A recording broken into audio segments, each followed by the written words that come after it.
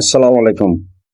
আজকে দেখেন, এক সপ্তাহ ধরে বৃষ্টি হওয়ার কারণে কক্সবাজার জেলার চকরিয়া সরকারি কলেজ সহ কলেজের আশপাশ যা আছে সব কিন্তু পানির মধ্যে ভাসছে।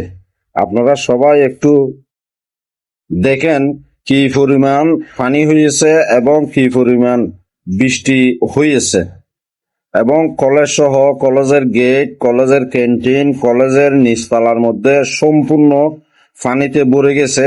এখন কলেজ বন্ধ আছে, কোনো প্রকার কলেজের মধ্যে লোকজন আসা যাওয়া করতে পারতেছে না, কোনো কলেজ ছাত্রছাত্রীরা কলেজের মধ্যে আসা যাওয়া করতে পারতেছে না, সেইভাবে পানি হয়েছে। এবং কলেজের চারপাশ দিয়ে পানিতে ভরে গেছে।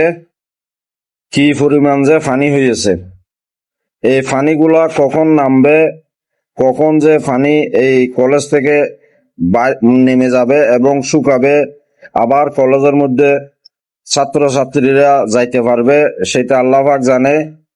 বৃষ্টি আবার শুরু হয়েছে আজকে দিনের মধ্যে।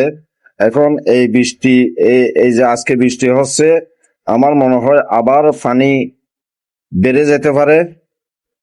দেখেন কি পরিমাণ পানি, আপনারা সবাই একটু দেখেন কলেজের অবস্থা এবং কলেজের চারপাশের অবস্থা।